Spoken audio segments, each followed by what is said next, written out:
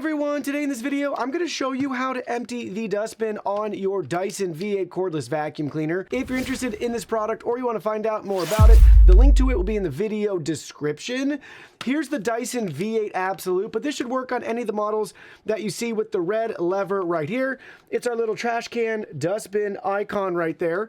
What we have to do is just go ahead and pull this up. Yeah, you heard me right. Pull it up. Keep going, and then boom, you get it pulled up far enough, it's going to empty the dustbin right there, and then you can go ahead, you can shut it, and then you can snap the dustbin shut. So we'll try that again. Just pull straight up, pops open,